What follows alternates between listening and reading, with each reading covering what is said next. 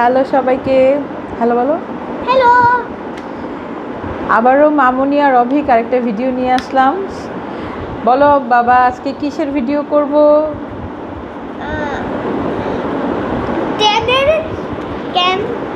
10 গ্রাম video. 10 গ্রাম নিয়ে আমরা কথা বলবো আজকে। 10 গ্রামের কাহিনীটা আজকে আমরা জানবো। আচ্ছা, এখানে বলা আছে মাথা খাটাও বুদ্ধি বাড়াও।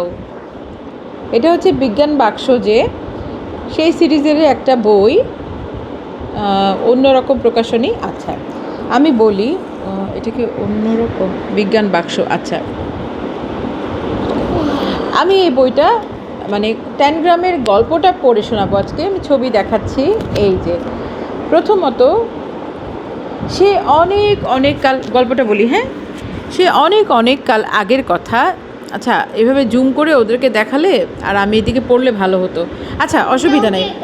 বাবা বাবা এটা জুম করা যায় না। বসো তুমি, সমস্যা নাই। আমি পেজ শেষ করে এভাবে করে দেখাবো, ঠিক আছে? এক একটা পেজটা শেষ করে আবার কাছে থেকে দেখাবো, ওকে? হবে না? আচ্ছা, সে অনেক, তুমি দিকে তাকাও। সে অনেক কাল, এই যে বইটা দেখো, সে অনেক কাল আগের কথা, চীন দেশে বাস করতেন ট্যান নামের একজন জ্ঞানী ব্যক্তি। বিদ্যা বুদ্ধি সুবিবেচনার জন্য তার নামডাক চারদিকে ছড়িয়ে পড়ে, এমনকি তার সম্রাটের কান পর্যন্ত পৌঁছে যায়। তাই সম্রাট তাকে একটা কাজ দিয়েছিলেন। সেটা হলো চারকোনা একটা কাচের টুকরো রাজ্যের এক প্রান্ত থেকে অন্য প্রান্তে নিয়ে যেতে হবে। সেই কাচ দিয়ে সম্রাট তার প্রাসাদের জানালা বানাবেন। তখনকার দিনে মসৃণ চারকোনা কাচের টুকরো অত্যন্ত দুর্লভ এবং খুবই মূল্যবান বস্তু ছিল। তাই সম্রাট ট্যান ছাড়া এ দায়িত্ব আর কারো উপর দিয়ে নিশ্চিত হতে পারছিলেন না। কারণ একটাই কথা, ট্যান অনেক জ্ঞানী। চীন দেশে ট্যানের মতো জ্ঞানী ওই সময় কেউ ছিল না। ট্যান হচ্ছে এই লোকটা, আর এই যে রাজা ট্যানকে কাজটা দিচ্ছে। আচ্ছা বলি, দেখাচ্ছি বাবা, আমি ছবি দেখাচ্ছি। সম্রাটের কাছ থেকে দায়িত্ব পাওয়ার পরই ট্যান কাজে নেমে পড়েন। তিনি প্রথমে কাচের টুকরোটা সবচেয়ে মসৃণ নরম রেশমের কাপড়ে জড়িয়ে নেন, যাতে এর গায়ে কোনো দাগ না পড়ে। তারপর মসৃণের কাপড়ে জড়িয়ে নেন যাতে কোনো স্ক্র্যাচ না পড়ে। হ্যাঁ, তারপর সেটাকে মজবুত শক্ত কাপড় দিয়ে পেঁচিয়ে নেন যাতে এর গায়ে কোনো আঘাত না লাগতে পারে। সবশেষে সেটাকে চামড়ার ব্যাগে ভরে নেন যাতে কোনো ঝাঁকুনি না লাগে।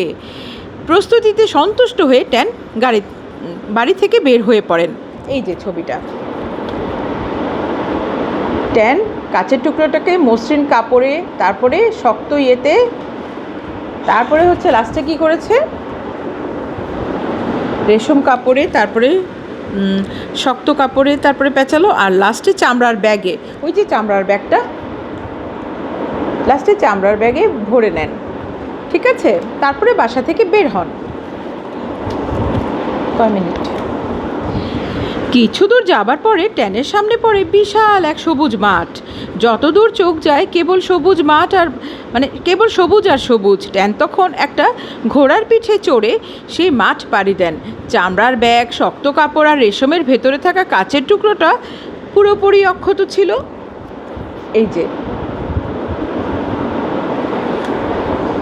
মাঠ পেরিয়ে ঘোড়ার পিঠ থেকে নামতেই ট্যান মুখোমুখি হন বিশাল এক মরুভূমির।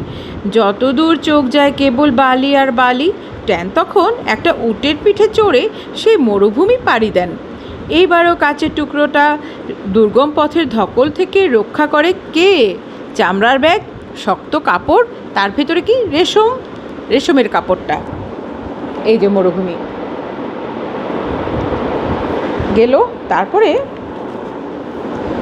মরুভূমির শেষ প্রান্তে এসে ট্যান দেখতে পান তার সামনে বিশাল বড় এক নদী। কি ঢেউ সেই নদীতে! ট্যান তখন একটা পালতোলা নৌকায় করে সেই উথাল পাথাল নদী পাড়ি দেন। চামড়ার ব্যাগ, শক্ত কাপড় আর রেশমে জড়ানো থাকায় কাচের টুকরোটা কিন্তু এইবারও অক্ষত ছিল। এই যে, ঠিক আছে, নদীপথ পাড়ি দিলেন। নদী পেরিয়ে বাবা কি চলে গেল ওই পাশে, দেখো বাবা, এটা কিন্তু ভিডিও হচ্ছে বাবা, এরকম করে না। তারপর একটা পাহাড়ে না বলি গল্পের বইয়ের ভাষাটা বলি। নদী পেরিয়ে যে দ দীর্ঘিকার নদী, একার রসিকার অন্তস্থীয় একার পেরিয়ে, নদী পেরিয়ে আসার পর ট্যানের পথে বাধা হয়ে দাঁড়ায় বিশাল এক পর্বত। ট্যান তখন পায়ে হেঁটে খুব সাবধানে সে পাহাড়ে ওঠা শুরু করে। দিনের পর দিন, রাতের পর রাত পেরিয়ে ট্যান পাহাড়ের চূড়ায় পৌঁছাতে পারে। এরপর শুরু হয় নেমে আসার পালা। এই যে পাহাড়, দাঁড়াও বাবা, ঠিক আছে, এই পাহাড়টা পাড়ি দিল। এরপরে কি হলো? ট্যান যখন সমতল থেকে আর মাত্র একটু উপরে, অল্প একটু উপরে, তখন দূর থেকে তিনি সম্রাটের প্রাসাদটা দেখতে পান। অবাক চোখে প্রাসাদের দিকে হা করে তাকিয়ে এক পা ফেলতেই পা হড়কে তিনি পড়ে যান, আর গড়াতে গড়াতে একেবারে পাহাড়ের তলায় পড়ে যান। কী যে হলো না হলো সেই চিন্তা ট্যানের মাথায় নেই। ট্যান তখন হন্তদন্ত হয়ে প্রথমে চামড়ার ব্যাগটা খুললেন, এরপর শক্ত কাপড়ের বাঁধনটা খুললেন, আর সবশেষে রেশমের কাপড়টা খুলে কাচের টুকরোটার দিকে তাকালেন। ঠিক যা ভেবেছিলেন, টুকরোটা আর আস্ত নেই। এই যে ওই যে দূরে দূরে, এই যে এটা হচ্ছে সম্রাটের প্রাসাদ। ও দেখতে দেখতে ওই যে হড়কে পড়ে গেছে নিচে। আচ্ছা, ট্যান ভেবেছিলেন এত উপর থেকে পড়ে গিয়ে কাচের টুকরোটা হয়তো ভেঙে টুকরো টুকরো টুকরো শত টুকরো হয়ে গেছে। না, আশ্চর্য ব্যাপার হলো কাচটা ভেঙে শত শত টুকরো তো হয়নি, মাত্র 7 টুকরো হয়েছে, 7 টুকরো। এবং হ্যাঁ, অসতর্কতার জন্য নিজেকে ধিক্কার দিয়ে ট্যান টুকরোগুলোকে পাশাপাশি বসিয়ে আবার চারকোনা করে সাজানোর চেষ্টা করতে থাকেন। কিন্তু সেটা করতে গিয়ে তিনি আশ্চর্য হয়ে লক্ষ্য করলেন এই 7 টুকরো দিয়ে নানা রকম ছবি তৈরি করা যায়। কি ব্যাপার? যাই হোক, অনেক চেষ্টার পরে তিনি টুকরোগুলোকে চারকোনা করে মিলিয়ে সাজিয়ে ধীর পায়ে আস্তে আস্তে প্রাসাদের দিকে রওনা দিলেন। এই যে ট্যানের মাথায় হাত। এখন ঠিক আছে, তো টুকরাগুলোকে মিলিয়ে চারকোনা করে শেপ দিয়ে তারপরে সে রওনা দিল প্রাসাদের উদ্দেশ্যে। ওটা এখন রাজসাথে তেতাইলো, এখন রাজসাথে বকা দিবে আমার মনে হয় টেন্টে। কিন্তু রাজা বকা দেওয়ার বা শাস্তি দেওয়ারই মানসিকতা ছিল, তাই না? কিন্তু কি হলো দেখো, সম্রাট ট্যানকে দেখে খুশি হয়ে ওঠেন। তার মূল্যবান জানলার কাজ হাতে পাবেন। কাচের মতোই তার মনটা ভেঙে দিয়ে ট্যান তাকে দুঃসংবাদটা দেন। সম্রাটের সামনে কাচের টুকরোগুলো বিছিয়ে ট্যান তখন একে একে সব কিছু খুলে বলেন। এই যে, ঠিক আছে, কি বলেন? তার বাড়ি থেকে বের হওয়া, ঘোড়ায় চড়ে সবুজ প্রান্তর পাড়ি দেওয়া, উটের পিঠে করে মরুভূমি পেরিয়ে পালতোলা নৌকায় নদী পার হওয়া, সবশেষে পর্বত পাড়ি দেওয়ার সময় অসাবধানবশত কাচের টুকরাটা ভেঙে যাওয়ার গল্প সব তিনি খুলে বলেন। এবং দেখো বাবুরা, ঘোড়ার ছবি, উটের ছবি, পালতোলা নৌকা দিয়ে পাড়ি হয়েছিল নদী, এবং পর্বতের উপরে উঠেছিল, কিভাবে ট্যান হড়কে পড়ে গেল, এবং পরবর্তীতে কাচের টুকরো, প্রতিটা কাচের টুকরো দিয়ে সে গল্পটা, তার সাথে কি কি হয়েছে সেই গল্পটা সে এই 7টা কাচের টুকরো দিয়ে সে বলতে পারলো, মানে ছবি আকারে। ঠিক আছে বাবা, বসো বাবা, বসো বসো সুন্দর করে। এখন আর বলতে বলতে টুকরোগুলো দিয়ে তিনি তার যাত্রার ঘটনাগুলো বানিয়ে বানিয়ে দেখাচ্ছিলেন, যেমনটা তোমরা উপরের ছবিতে যে দেখতে পাচ্ছ ছবিতে। এবং এরপর ট্যান তার ভুলের জন্য সম্রাটের কাছে ক্ষমা চাইলেন। ক্ষমা চাইলেন। সম্রাট ততক্ষণে টুকরোগুলোর দিয়ে নানা রকম আকৃতি আর ছবি বানিয়ে দেখে এত মজা পেয়ে গেলেন যে জানালার কথাটা উনি ভুলে গেলেন। বাবা সিনে আসো।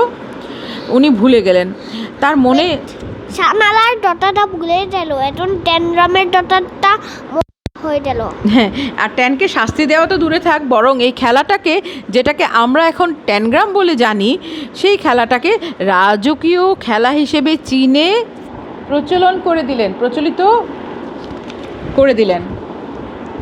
যেমন বন্ধুরা বুঝলে তো তাহলে ট্যানগ্রাম কিভাবে এলো? তোমরাও চাইলে এখন ট্যানের মতো করে এই টুকরোগুলো দিয়ে সাজিয়ে নানা রকম ছবি তৈরি করতে পারো। টুকরোগুলো পাশাপাশি গায়ে গায়ে লেগে থাকতে পারবে, কিন্তু কখনোই কিন্তু একটা আরেকটার কোনো অংশ ঢেকে দিতে পারবে না। জাস্ট গায়ে গায়ে লেগে থাকবে। এই 10 গ্রাম দিয়ে হাজার হাজার ছবি তৈরি করা যায়। এই পর্যন্ত প্রায় হিসাব মতে 6,500 ছবি রেকর্ড করা আছে এবং মানুষজন আরও নিত্য নতুন নকশা তৈরি করে যাচ্ছে। 10 গ্রাম দিয়ে চাইলে ধাঁধার মতো করেও খেলা যায়। 10 গ্রাম খেলার নিয়ম হলো তুমি একটা ছবির শুধু ছায়া দেখে সেটাকে এই 7টা টুকরো বসিয়ে বানানোর চেষ্টা করবে। যেমন এখানে 10 গ্রাম দিয়ে তৈরি করা একটা খরগোশের ছায়া দেওয়া আছে। 10 গ্রামের টুকরোগুলো পাশাপাশি ছবির মতো করে সাজালেই তুমি টুকরোগুলো 7টা টুকরো সাজালেই তুমি বুঝতে পারবা, খরগোশের আকৃতিটা পেয়ে যাবা। হ্যাঁ, এরকমভাবে এখানে দেখো 10 গ্রাম দিয়ে তৈরি করা বিভিন্ন রকমের ছায়া আমরা দিয়ে দিয়েছি। তো সেটা দেখে দেখে তুমি আকৃতিগুলো চেষ্টা করো এবং যদি কোনোটা আটকে যাও পরের পাতায় কিন্তু দেওয়া আছে কোন টুকরা কোথায় লাগাতে হবে এবং সেই সমাধানটা খুঁজে নাও। বন্ধুরা মিলে মজা করে সেটা দিয়ে খেলতে পারো। এছাড়া তুমি যদি নতুন কোনো আকৃতি আবিষ্কার করো সেটাও আমাদেরকে জানাতে ভুলবে না কিন্তু। এই যে ছবিগুলা এটাই টপটপগুলো বেঁচে আছে। হ্যাঁ দেখাও, পেজগুলো তুমি দেখাও, সামনে যাও। হ্যাঁ দেখো, দেখা যাচ্ছে? আসো সামনে আসো। অনেক এখানে ছায়া আর ওই পাশে সমাধানটা দেওয়া আছে। একটু আছে দেখো, অনেক আছে। এবং অভিক তুমি কি জানি একটা বানালা ভিডিও শুরুর আগে? অভিক একটা বানিয়েছে। তুমি একটা কি বানায় রাখলো 7টা টুকরা দিয়ে? এটা স্কোয়ার। ও স্কোয়ার বানায় রাখছো। আচ্ছা, আর দেখে শেষ হবে না, প্রচুর আছে প্রচুর আছে। ঠিক আছে, এই যে লাস্ট পেজ, এমনকি ডিজিটগুলো আছে, এই যে নাম্বার আছে, অ্যালফাবেট আছে। 9 এটা। আচ্ছা, অভিক একটা স্কোয়ার বানিয়ে রেখেছে এই যে। ঠিক আছে, ভিডিও বড় হয়ে যাচ্ছে বাবা। এখানে অ্যালফাবেটও আছে, ABCDEFG 105। আচ্ছা, পেজ নাম্বার 105টা পৃষ্ঠা। এটার দাম হচ্ছে, মূল্যটাও বলে দিই, হ্যাঁ, 480 টাকা লেখা। ঠিক আছে, রকমারি। তো এরকম কিন্তু ক্রিয়েটিভ জিনিসগুলা আসলে বিজ্ঞান বাক্সের সব কিছুই আসলে মোটামুটি ভালো। বয়স অনুযায়ী কিনতে হয়, যেমন এটা 4+। ঠিক আছে, এরকম বয়স অনুযায়ী এই বিজ্ঞান বাক্সের বাচ্চাকে অন্যরকম খেলনাগুলা তো দেওয়াই হয়, বা দেওয়ার চেয়ে মানে যেগুলো মানে খেলবেও এবং মাথাও খাটাতে হবে, মাথা খুলবে, ব্রেন খাটাতে হবে, এরকম খেলনাগুলো বাচ্চার জন্য খুবই ভালো হবে। ঠিক আছে, আচ্ছা আমরা বাই বাই বলে দিই, তুমি কিছু বলবা? Bye bye.